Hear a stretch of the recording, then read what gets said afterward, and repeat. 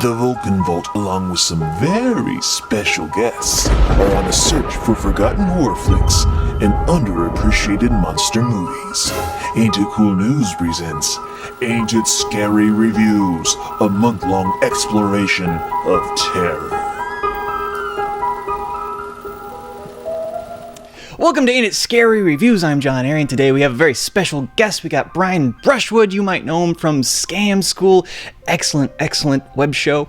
Brian, what have you picked out for us today? Oh my God. It was kind of a no-brainer because you told me you wanted something camp horror, and I immediately went to being like 4 years old in the 1970s, and I thought of William Shatner in Kingdom of the Spiders. Awesome. Now, what sticks with you about this film? Yeah, okay, so I guess there's really three times I saw it. I saw it as a kid. I remember it being utterly terrifying. Like, you remember the 1970s, you were just maggoty with all these invasion movies. You had The Swarm, you had snake movies, piranhas, and everything about, like, every critter you could be terrified of.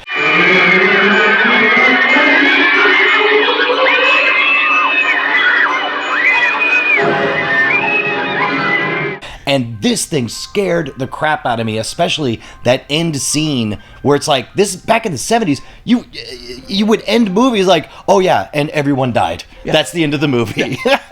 And it's like, that's mind-blowing when you're 4 or 5 years old, right?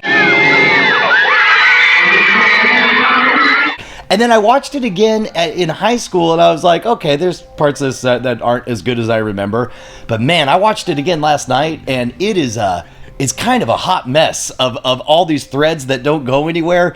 I can't sell you no damn tire for $5. $18. That's the best I can do, Clyde. But meanwhile, you've got William Shatner, man, just phoning it in like never before. I loved it. It was awesome rewatching it. You? Who? Me? So what's this thing about? Okay, so you got a small town. I don't know if they specify where it is, but filled with a bunch of hayseeds. For some reason, you have a doctor, William Shatner, who's a badass in a town full of hayseeds. Great thing about this part of the country,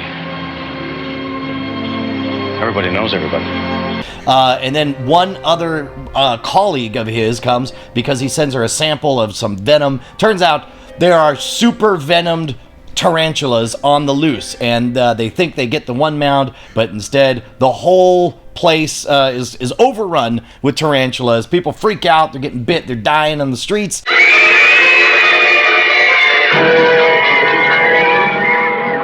And covered in webs, so they hole up inside this hotel, and of course the spiders continue to find all the different ways in.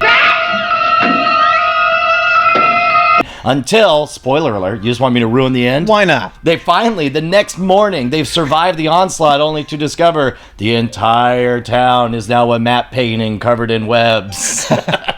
So what parts of this film stand out for you? There's the horror. And again, yeah, all of this is through the lens of being a kid. It doesn't translate nowadays. My brain's too adult now. But like the moment when they decide to go all Alamo inside the hotel, and they need to it was the first time I'd seen that conceit of like they're continuing to come in through all the vents and then through the chimney and I mean that's genuinely terrifying. Like I'm just like, well, I don't know what else can you do? Where else can you go? And then the moment the power goes out and he has to go down in the basement covered in spiders, and all of that stuff just stuck with me for years. Now, if you're a friend of PETA, is this a film that you can watch with a clear conscience?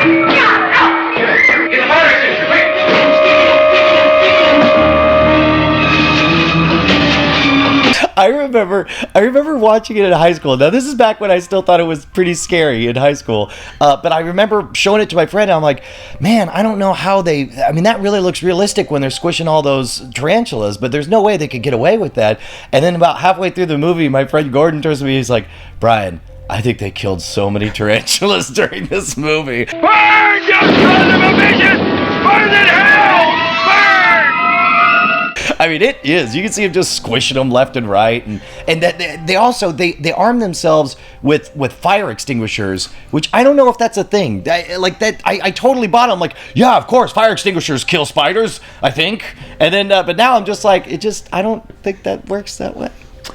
Yeah, whatever, it's a Shatner movie, and speaking of Shatner, like, what is the Shatner level here? How much Shatner cheese do we get out of this flick? Well, at some point, Shatner became self-aware, and the cheese meter went off the scale. Right? This is maybe it's still in the days where it's like he doesn't seem to get his own joke, but you still get the punctuated moments, but. It's almost as though some scenes were wedged in there just because it needed to be more Shatnery. Like he's wrestling a girl to the ground and then gets mad at her for loving him because he's like, I'm not my brother, and then he storms off, and it's like that goes nowhere.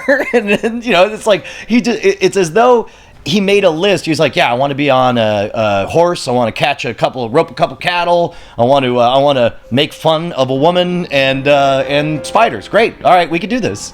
Perfect. Well, this is a fine choice, Brian. Thank you so much. Yeah, there it is. Kingdom of Spiders. Yes, Brian, thanks so much, man. Appreciate it, John. And for more news and reviews, keep checking in with ain'titcool.com.